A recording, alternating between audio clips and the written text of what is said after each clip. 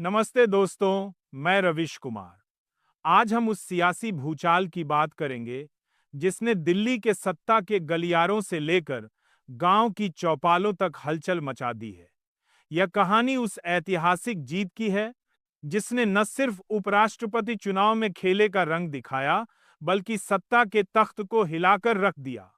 9 सितंबर 2025 को उपराष्ट्रपति चुनाव में कुछ ऐसा हुआ जो भारत के इतिहास में दूसरी बार देखने को मिला। एनडीए के 44 सांसदों ने अपनी ही सरकार के खिलाफ बगावत कर दी और इंडिया गठबंधन के उम्मीदवार बी सुदर्शन रेड्डी को वोट देकर उनकी जीत पक्की कर दी।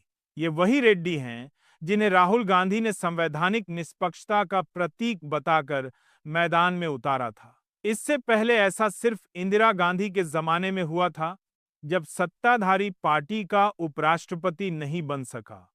लेकिन दोस्तों, यह जीत सिर्फ एक कुर्सी की नहीं, बल्कि लोकतंत्र की उस चेतना की है जो सत्ता की तानाशाही को ललकार रही है। अब राज्यसभा में न मोदी की चलेगी, न शाह की। अब वहां इंडिया गठबंधन की आवाज गूंजेगी। एनडीए में फूट पड़ चुकी है, बड़े बड़े मंत्री आपस में भिड़ रहे हैं और जनता कह रही है मोदी का समय खत्म, अब राहुल का युग शुरू होगा। आइए इस सियासी तूफान की हर परत खोलें। लेकिन उससे पहले एक छोटा सा अनुरोध, यह मेरा क्यूआर कोड है। अगर आपको मेरा काम पसंद आता है तो कृपया थोड़ा सा आर्थिक सहयोग करें। हम गोदी मीडिया की तरह चाटुकारिता नहीं करते, न ही किसी धन सेठ या राजनीतिक दल के दम पर चलते। आपका सहयोग ही हमारी सच्चाई की ताकत है। इस वीडियो को लाइक करें, अपने दोस्तों, परिवार और व्हाट्सएप ग्रुप में शेयर करें।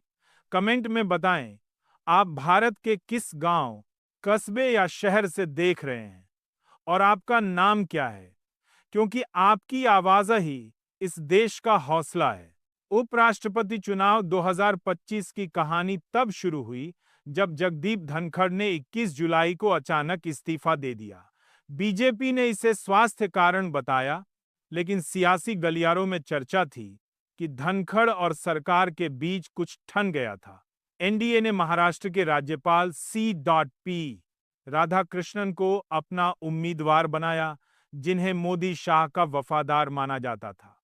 दूसरी तरफ इंडिया गठबंधन ने पूर्व सुप्रीम कोर्ट जज बी सुदर्शन रेड्डी को चुना। रेड्डी का नाम राहुल गांधी का मास्टर स्ट्रोक था।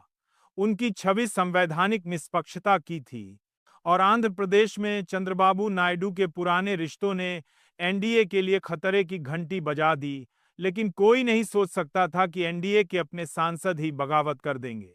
9 सितंबर को जब मतगणना हुई तो नतीजे चौंकाने वाले थे। रेड्डी को 426 वोट मिले, जबकि राधाकृष्णन सिर्फ 356 पर सिमट गए। बहुमत का आंकड़ा 392 था।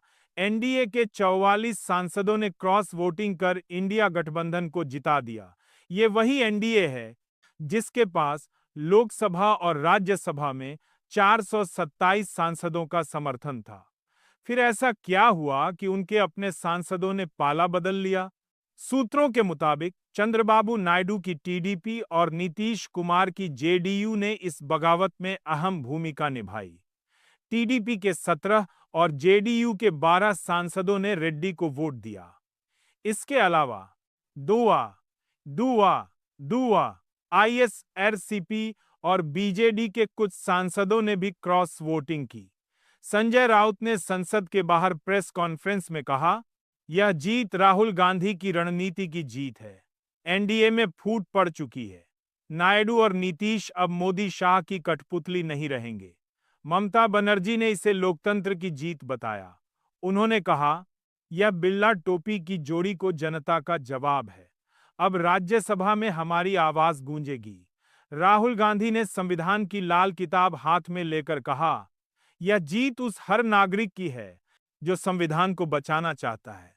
हम नफरत के खिलाफ मोहब्बत की दुकान खोल रहे हैं। इस जीत ने एनडीए में भूचाल ला दिया।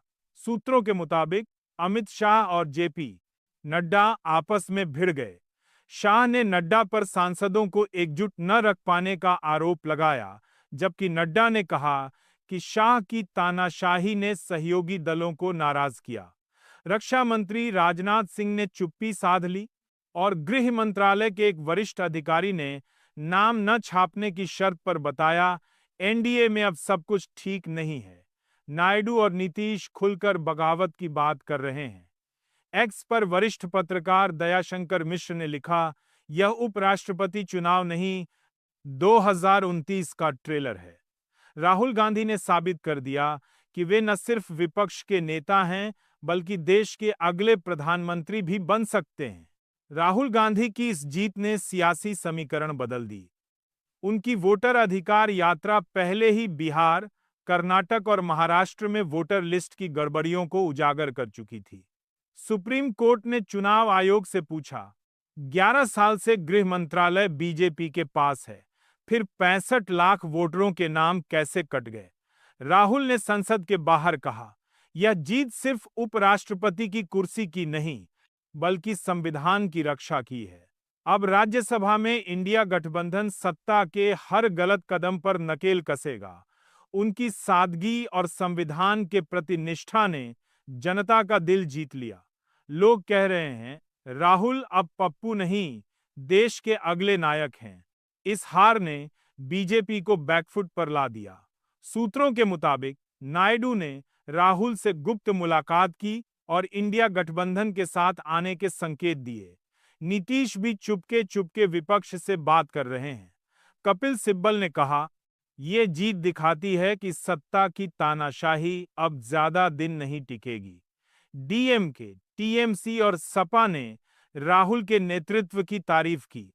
अखिलेश यादव ने कहा, राहुल ने साबित कर दिया कि सच्चाई और एकजुटता से कोई भी सत्ता हारी जा सकती है। ममता ने चेतावनी दी, मोदी शाह अब समझ लें, जनता जाग चुकी है। 2029 में राहुल लाल किले पर तिरंगा फहराएंगे। यह जीत क्यों मायने रखती है? क्योंकि उपराष्ट्रपति राज्यसभा का सभापति होता है। अब भी सुदर्शन रेड्डी के नेतृत्व में राज्यसभा में मोदी शाह की मनमानी नहीं चलेगी। हर बिल, हर कानून की जांच होगी। विपक्ष अब पहले से ज्यादा मजबूत है। लेकिन सवाल यह है, क्या यह जीत एनडीए को पूरी तरह तोड़ देगी? क्या नायडू और नीतीश अब खुलकर इंडिया गठबंधन के साथ आएंगे? और क्या यह 2029 में राहुल गांधी की जीत का रास्ता साफ करेगा? तो दोस्तों, सवाल आपसे है, क्या यह जीत लोकतंत्र को बचा लेगी? क्या नायडू और नीतीश एनडीए छोड़कर राहुल के साथ आएंगे? क्या राहुल गांधी 2029 में भारत के प्रधानमंत्री बनेंगे? इस वीडियो को लाइक करें, शेयर करें और कमेंट में बताएं कि आप इस सियासी तूफान को कैसे देखते हैं। आप भारत के किस कोने से हैं और आपका नाम क्या है?